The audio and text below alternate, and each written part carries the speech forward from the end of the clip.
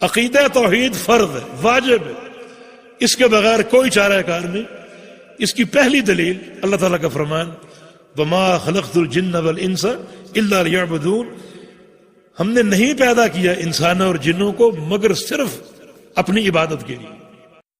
ہماری زندگی کا مقصد بعد اعوذ باللہ من الشیطان الرجیم قال تعالی وما خلقت الجن والانس الا ليعبدون، اور نہیں پیدا کیا جنات اور انسانوں کو کہ وہ صرف اور صرف میری عبادت کریں، یعنی اللہ تعالی کی۔ ایک خدمت ہے شرح کتاب التوحید لفضیلۃ الشیخ عبداللہ ناصر رحمانی حافظہ اللہ۔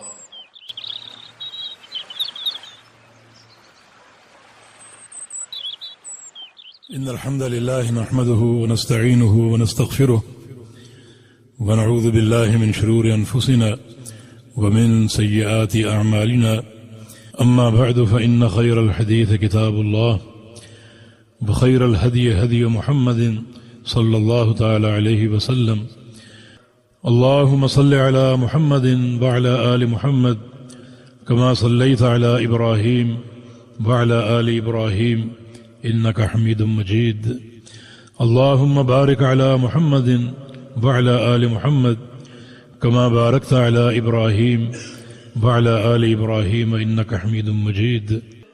تو شیخ کی کتاب کا آغاز ہو چکا ہے، اور پہلا باب جیسا کہ میں نے عرض کیا یہ توحید کے وجوب میں ہے۔ عقیدہ توحید فرض ہے، واجب ہے، اس کے بغیر کوئی چارہ کار نہیں۔ اس کی پہلی دلیل اللہ تعالیٰ کا فرمان وَمَا خَلَقْتُ الْجِنَّ وَالْإِنسَ إِلَّا لِيَعْبُدُونَ، ہم نے نہیں پیدا کیا انسانوں اور جنوں کو مگر صرف اپنی عبادت کے لیے، عبادت کے لیے اور میری عبادت کے لیے، دو چیزیں، یہ خالی عبادت نہیں، ورنہ عبادت مشرکین مکہ بھی کرتے تھے، لات و منات و عزا کی، وہ عبادت قابل قبول نہیں ہے، وہ عبادت شرک پر قائم تھی، عدم توحید پر قائم تھی، اور جو عبادت قابل قبول ہے اس کی اساس توحید باری تعالی، لیعبدونی کسرہ ہے نون کے نیچے، میری عبادت کرے، یعنی دو چیزیں واضح ہو رہی ہیں، عبادت کرے اور میری عبادت کرے۔ اب یہ ہم سب کی تخلیق کا مقصد ہے، اللہ پاک نے بیان کیا کتنا موقت یہ مقصد ہے۔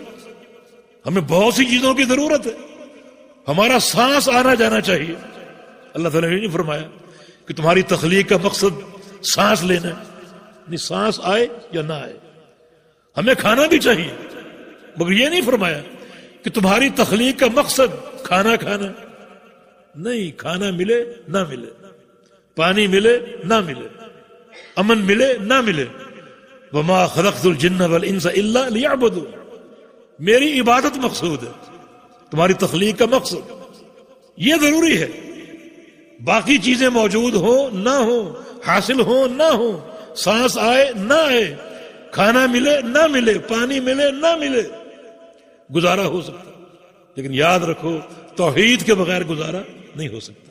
میں نے تمہیں عبادت کے لیے پیدا کیا، اور عبادت بھی میری۔ عبادت کیا ہے؟ عبادت صرف نماز روزے کا نام نہیں ہے، اس کی بہت سی تعریفیں کی گئیں، لیکن ایک تعریف شیخ الاسلام ابن تیمیہ رحمہ اللہ کی بڑی معروف اور بڑی مقبول تعریف ہے، وہ آپ سن لیجیے۔ العبادت اسم جامع، العبادت اسم جامع لكل ما يحبه الله ويرضاه من الاقوال والاعمال الظاهرة والباطنة۔ العبادت اسم جامع لكل ما يحبه الله ويرضاه من الاقوال والاعمال الظاهرة والباطنة۔ عبادت ایک بڑا جامع نام ہے، بڑا جامع لفظ ہے، بلکہ مجھے کہنے دیجئے عبادت وہ لفظ ہے جو پورے دین کا محور ہے، پورے دین کی بنیاد ہے، ایک بڑا جامع نام۔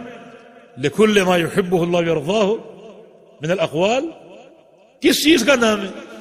اللہ تعالی پسند فرماتا ہے اور محبت فرماتا ہے جس قول سے، جس بات سے، جو بات کہنی اللہ کو پسند ہے، جس میں اللہ کی رضا ہے، وہ بات کہنا عبادت ہے، اور وہ عمل جو اللہ کو پسند ہے وہ عمل کرنا عبادت ہے، خواہ وہ ظاہری ہو یا باطنی۔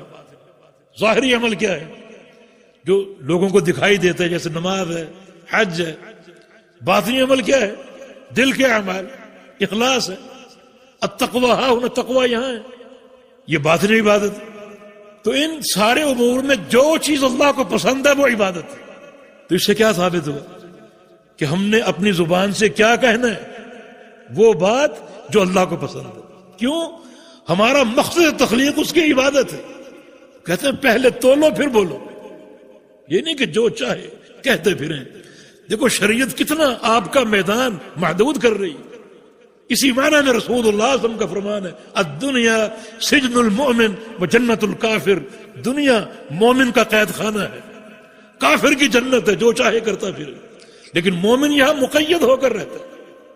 آپ زبان آپ کی اپنی ہے، مگر اس کے آپ مالک نہیں ہیں، مالک اللہ ہے. اس زبان کا تصرف آپ نے اللہ کی رضا کے تحت کرنا ہے. اس سے کیا کہنا ہے، کیا بولنا ہے؟ جو بہت اللہ کو پسند ہے، یہ عبادت. اب غیبت اللہ کو پسند ہے؟ نہیں، یہ نہیں کرنی، یہ عبادت نہیں. نمیمہ، چغلی، بہتان ترازی، دروغ گوئی اللہ کو پسند نہیں ہے. ان سارے امور میں زبان کو بند رکھو. یہ بند رکھنا عبادت ہے، اور یہ بولنا معصیت ہے. کیا بولنا ہے؟ جو بول اللہ کو پسند. اس لیے ہم نے قدر تفصیل عرض کر دی تاکہ عبادت کی جامعیت آپ کے سامنے واضح ہو جائے. دیکھیں اگر کوئی بول آپ اللہ تعالیٰ کی مرضی کے خلاف بول دیں، اس کا کیا نقصان ہو سکتا ہے؟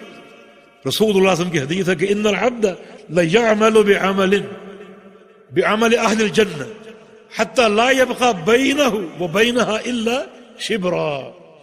ایک شخص جنت والے عمل کرتا ہے اتنے زیادہ کہ اس کے اور جنت کے درمیان صرف ایک بالشت کا فاصلہ باقی بچتا ہے، صرف ایک بالشت. ثم يتکلم بکلمۃ تہوی بہ فی نار جہنم 70 خریفا. اتنا قریب پہنچ کر اپنی زبان سے ایک بول ایسا بولتا ہے کہ وہ ایک ہی بول اس کو جہنم میں 70 سال نیچے پھینک دیتا. تو پھر کیا اس سے ثابت ہوا کہ کیا ہم اپنی زبان کے استعمال میں خود مختار ہیں، یا زبان کے استعمال میں ہم پر عبادت کی پابندی ہے؟ پابندی. اس سے کیا بولنا ہے؟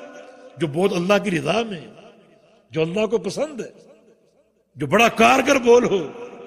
یہ باتیں بعض اوقات قیامت تک کے لیے صدقہ جاریہ بن جاتی.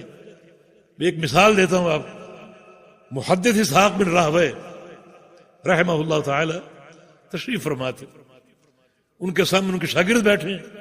ان میں سے ایک شاگرد امام بخاری رحمۃ اللہ علیہ. اسحاق بن راہوے نے کہا کہ کاش کوئی ایسا شخص پیدا ہو جو ایک کام کر جائے. وہ کام کیا ہے؟ ایک کتاب لکھے جو صرف صحیح حدیثوں پر مشتمل ہو، صرف صحیح حدیثوں پر. یہ ایک چھوٹا سا کلمہ، ایک زبان کا بول تھا. امام بخاری فرماتے ہیں کہ وَقَرَ ذَلِكَ فِي قَلْبِي، یہ بات میرے دل میں بیٹھ گئی، یہ کام میں کروں. اور اللہ نے توفیق دی. مشاورت کس کی تھی؟ راستہ کس نے دکھایا؟ صرف زبان کا ایک بول، کتاب تیار ہو گئی. اب الدال علی الخیر کفاعل ہی، جو خیر کی رہنمائی کرے وہ اس خیر کو کرنے جیسے والا ہے. جیسے ایک شخص وہ کام کرتا ہے جو اس کو اجر ملتا ہے، جو اس کی رہنمائی کرتا ہے اس کو بھی اس کے برابر اجر ملتا ہے. تو ایک ہی بول کہاں سے کہاں لے گیا. تو یہ ہے زبان کا اچھا استعمال، یہ عبادت ہے.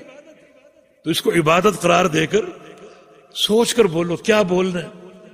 اسی لیے نبی علیہ السلام کی حدیث ہے کہ خصلتان ہما اخف علی الظہر واثقل فی المیزان. دو خصلتیں پشت پر ہلکی، یعنی کرنا آسان ہے، مگر جب کل قیامت کا دن ہوگا تو اللہ کے میزان میں بڑی بھاری ہوں گی. دو خصلتیں کرنے میں آسان ہے، مگر کل اللہ کے میزان میں وہ نیکی بہت بھاری ہوں گی. وہ کیا ہیں؟ طول الصمت والخلق الحسن. ایک لمبی خاموشی، انسان کم بولے اور زیادہ خاموش رہے. یہ کرنے والے بہت تھوڑے لوگ ہیں، مگر یہ نیکی حالانکہ خاموش ہے. بولنا عمل ہے، خاموشی عمل نہیں. مگر شریعت میں یہ خاموشی اتنی پسندیدہ ہے کہ ایسے انسان کی یہ خاموشی اللہ کے میزان میں بڑی بھاری ہوگی. اور دوسرا والخلق الحسن، اچھے اخلاق. اچھے اخلاق اثقل شیء فی المیزان الخلق الحسن، اللہ کے میزان میں سب سے بھاری عمل اچھے اخلاق. تو شیخ الاسلام کی تعریف کی وضاحت ہم نے کر دی. اور پھر اس کے بعد اعمال، خواہ وہ ظاہری یا باطنی، یہ اعمال بھی اللہ کی رضا کے تحت ہو. یہ اعمال بھی اللہ تعالیٰ کی رضا کے تحت ہو. اب آپ کے ذہن میں ایک سوال ہوا کہ اللہ کی رضا ہم کیسے جانیں؟ ہم کیسے جانیں کہ اللہ تعالیٰ کس عمل سے راضی ہے اور کس سے ناراض ہے؟ ہم کیسے جانیں؟ اس کا ایک ہی راستہ ہے، اللہ پاک نے دکھا دیا اور بتا دیا.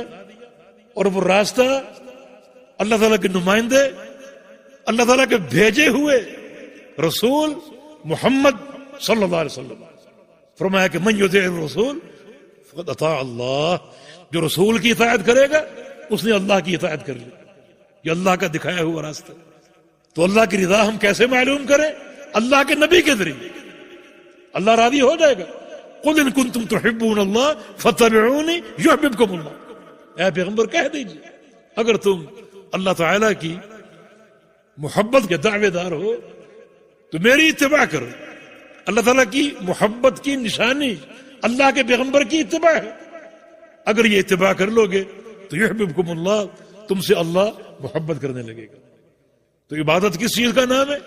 ہر وہ قول جو اللہ کو پسند ہے، ہر وہ عمل جو اللہ کو پسند ہے، خواہ وہ عمل ظاہری ہو یا عمل باطنی ہو. تو گویا ہر قول پر، ہر عمل پر ایک ہی ٹھپا ہو اور وہ پیغمبر علیہ السلام کی اتباع کا ہو. اللہ کے پیغمبر کی اتباع ہی در حقیقت اللہ کی رضا ہے. اس اتباع ہی میں اللہ تعالیٰ کی محبت پوشیدہ ہے. تو اللہ تعالیٰ نے انسانوں اور جنوں کو اپنی عبادت کے لیے پیدا کیا.